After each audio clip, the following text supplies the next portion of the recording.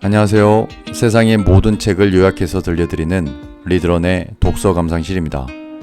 오늘 제가 준비한 영상은 가족 중심의 토지 인물 관계도입니다. 토지는 인물 중심의 소설이고 그 인물들은 유독 가족 단위로 서로 엮이며 이야기를 풀어갑니다. 서희 가족과 같은 주인공 가족들의 구성원들은 물론이고 두만인의 가족이나 정한조의 가족과 같은 조연급 가족들까지도 3대 심지어 4대까지 그 구성원들의 이야기를 풀어놓고 있으니 토지에서 등장인물의 가족관계만 정확히 알아도 책에 대한 이해도가 높아질 거라 생각됩니다. 책을 읽으신 분들이나 제 유튜브에 있는 토지 각권의 영상을 모두 들어서 대충의 흐름을 알고 계신 분들이 본 영상의 시리즈를 보신다면 흩어져 있던 퍼즐들이 딱 맞춰지는 듯한 느낌이 들면서 정리가 되실 것입니다. 저는 앞으로 이러한 가족 중심의 토지 인물 관계도를 수회에 걸쳐 지속적으로 업로드할 예정이고 이와 별도로 다른 대하소설의 리뷰도 교차 진행할 것입니다. 그럼 지금부터 첫 번째 가족 범주인 최찬반댁 가족과 구천이 그리고 조중구의 가족을 순서대로 살펴보겠습니다. 평사리 최찬반댁의 가족은 당주인 최치수를 중심으로 위로는 어머니 윤씨 부인이 있고 이미 돌아가신 할머니 조씨 부인이 있습니다. 아버지와 할아버지는 모두 젊은 나이에 돌아가셨기에 이 집안은 대대로 남자가 귀한 집안입니다. 최치수는 하얀 얼굴에 예민하고 매사에 냉소적인 성격의 소유자입니다. 어머니 윤씨 부인과는 13살 이후 형식적이고 차가운 관계가 되었는데 이 부분은 조금 후에 더 들여다보겠습니다. 이런 치수에게는 아내 별당아 씨와 5살 난 서희가 있습니다. 머슴 구천이가 자신의 아내와 야반 도주한 사실을 알고 강포수, 수동이와 함께 그들을 잡으러 가지만 실패한 뒤 귀녀와 평산의 계획에 의해 살해당합니다. 치수의 딸 서희는 모두가 아는 것처럼 토지의 주인공입니다. 일본에서 5살이었던 서희는 마지막 20권이 될 때 50대 초중반의 나이가 됩니다. 이러한 서희 옆에는 7살 위로 보여지는 길상이와 2살 위로 보여지는 봉순이가 있습니다. 봉순이는 뒤에서 다시 설명하기로 하고 여기서는 훗날 남편이 되는 길상이만 이야기하겠습니다. 길상이는 영곡사 우관스님이 거둬서 키운 고아였습니다. 미술 솜씨가 좋아 훗날 금어, 즉 절에서 그림을 그리는 스님으로 키우려고 했던 아이였는데 윤씨 부인이 거두면서 최찬반댁의 머슴이 되었습니다. 마을에 전염병이 돌아 윤씨 부인을 비롯한 서희의 측근들이 모두 죽게 되자 봉순이와 함께 끝까지 서희를 지켰고 윤보를 따라 의병에 가담한 뒤 돌아와서 서희와 함께 다시 간도로 떠납니다. 간도에 도착한 서희 일행은 월선 이의 삼촌 공노인의 도움으로 무사히 정착하게 되고 길상은 서희를 도와 크게 사업을 성공시킵니다. 길상은 서희를 어릴 적부터 흠모해왔지만 조용한 성격과 신분의 벽으로 인해 고민만 하다가 혼기를 지나치게 되고 그쯤 자신의 눈에 들어온 과부 오기네와 혼인하려고 마음먹습니다. 자신이 혼인하기 전에 서희가 먼저 혼인하기를 바라는 마음에서 서희의 혼사를 최치수의 절친한 친구이자 현재 만주를 무대로 독립운동을 하고 있는 이동진에게 부탁하지만 돌아온 것은 서희가 길상이 자네를 남편감으로 생각하고 있다는 말이었습니다. 이후 서희는 직접 회령에 있는 오기네를 찾아가는 등 적극적으로 길상에게 다가갔고 마차 전복 사건이 직접적인 계기가 되어 서로의 사랑을 확인하고 혼인까지 하게 됩니다. 둘 사이에는 황국, 윤국 두 아들이 태어났습니다. 간도에서 큰 부를 축적한 서희는 공노인을 통해 서울에 있는 조중구의 땅을 하나씩 되찾으며 결국 복수에 성공합니다.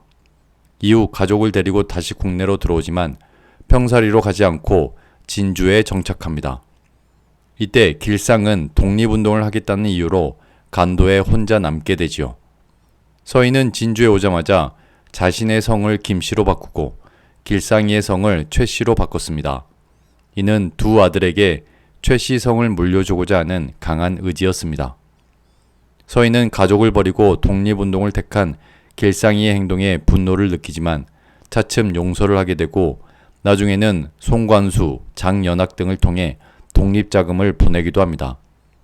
한동안 길상은 간도에서 독립운동가들과 이야기를 펼쳤고 서희와 그 가족들은 진주와 평사리 그리고 서울을 오가며 많은 이야기를 펼쳤습니다.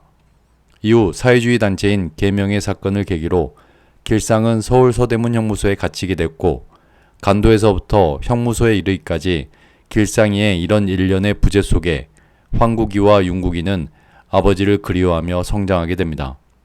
이 시기 서희도 자신의 주치의이자 몸이 아플 때 바로 옆에서 지켜줬던 진주 박외과 의원의 박효영의 마음을 알게 되었고 그를 마음속으로 의지하기도 했습니다.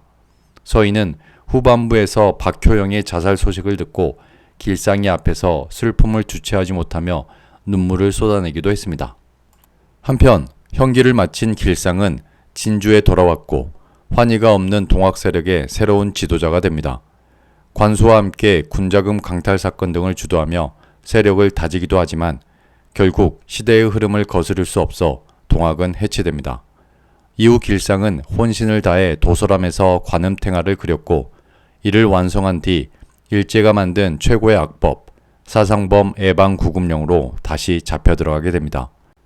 이제 길상과 서희의 자식들을 살펴보겠습니다. 먼저 큰아들 황국입니다. 간도에서 진주로 올 때만 해도 어렸던 황국이 어느새 서울로 중학교를 가게 되었습니다. 황국은 서울 임명빈의 집에서 중학교를 다녔습니다.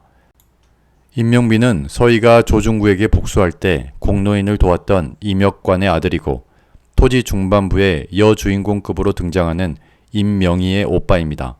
이들 가족의 이야기도 많은 분량을 차지하기 때문에 추후 영상에서 자세히 다루도록 하겠습니다. 다시 황국의 이야기로 돌아와서 황국은 아버지 길상을 닮아 그림을 잘 그렸고 조용한 성품의 아이였습니다만 기본적으로 강함이 내재되어 있는 아이였습니다. 중학교 입학 무렵 아버지 길상을 머슴이라고 놀렸던 친구 이순철과 크게 싸운 이후 둘도 없는 친구가 됩니다.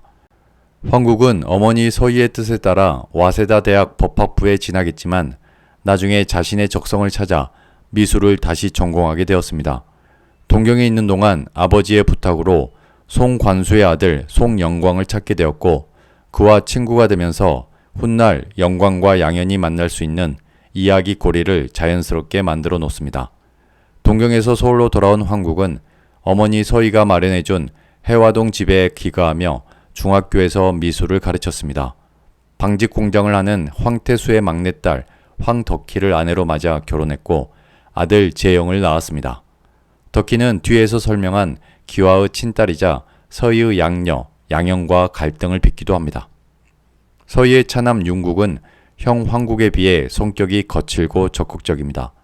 이런 성격으로 진주고보 재학 중 광주학생 운동의 영향으로 진주에서 동맹휴학운동이 일어났을 때 주동자로 몰려 무기정학 처분을 받았고 이를 통해 민족의식에 눈을 뜨게 됩니다.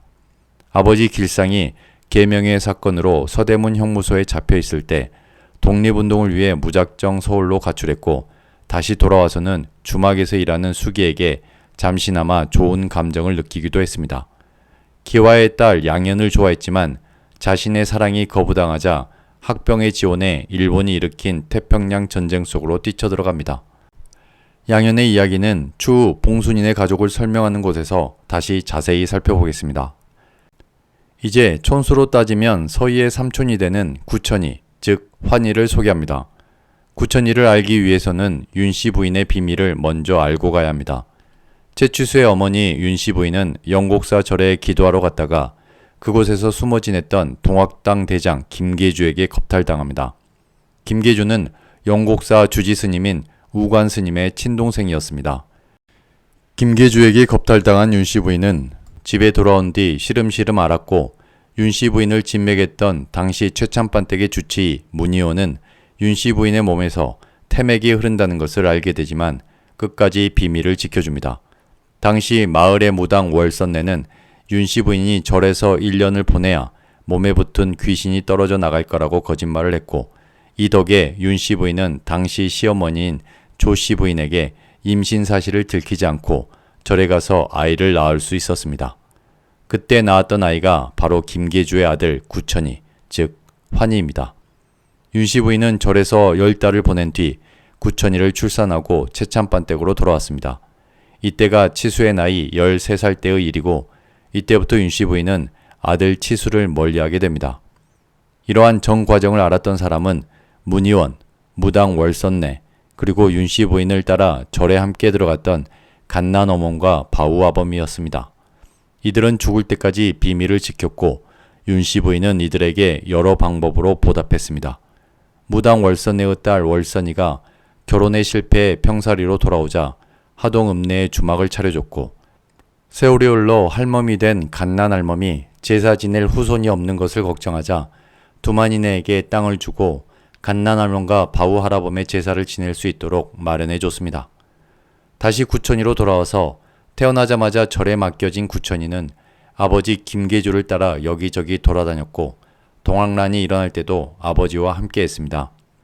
이 과정에서 김계주는 구천이에게 최참반댁 윤씨 부인이 너의 친어미라는 것을 알려줬고, 동학란이 실패로 돌아가고 아버지가 죽자 구천이는 큰아버지 우관스님이 있는 영곡사로 가지 않고 자신의 어미가 있는 최참반댁에 찾아옵니다. 윤씨 부인은 구천이를 보자마자 자신의 아들임을 직감했고 하인으로 받아줍니다. 구천이는 밤마다 산에 올라 자신의 이부형님인 최치수가 있는 방을 내려다봤습니다.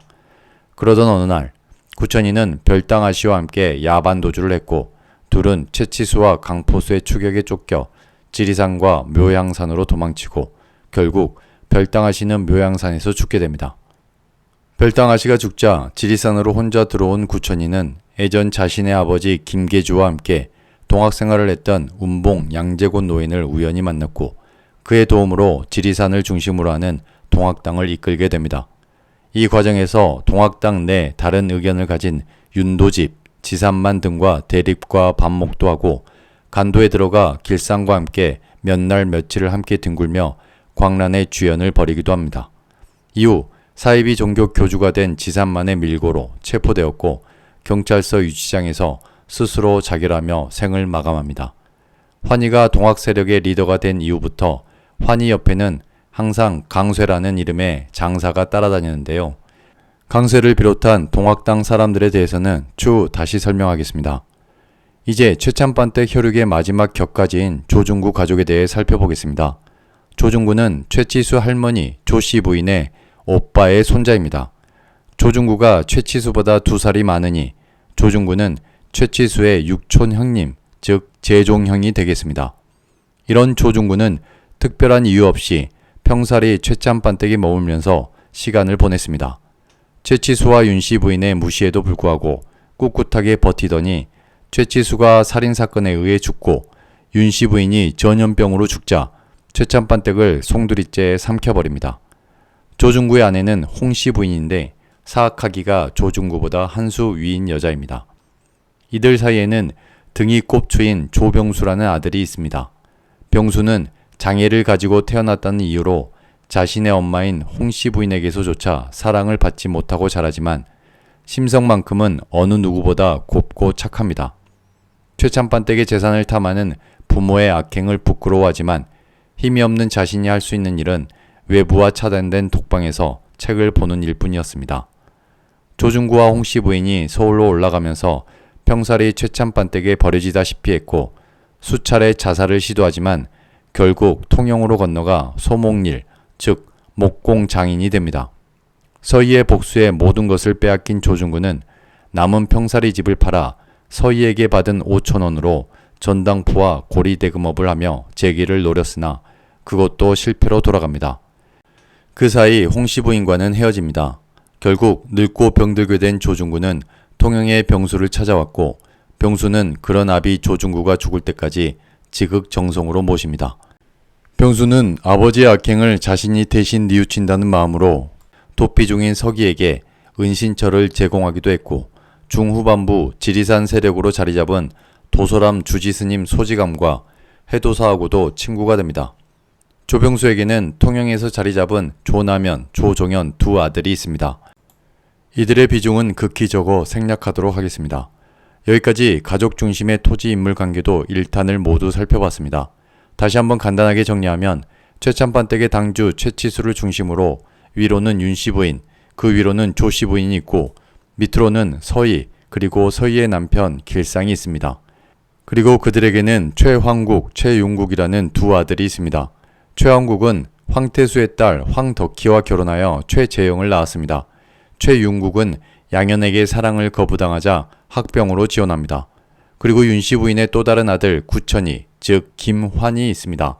환희의 아버지는 동학당 대장 김계주였는데 그는 영곡사 우관스님의 친동생이었습니다.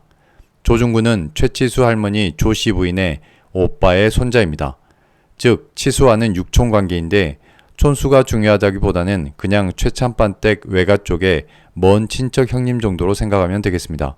이런 조중구의 아내는 홍씨 부인이고 이 둘 사이에 조병수라는 꼽초등을 가진 아들이 있습니다. 그리고 조병수는 다시 조남현, 조종현이라는 두 아들을 둡니다. 여기까지가 오늘 살펴본 가족 중심 인물관계도 1탄입니다.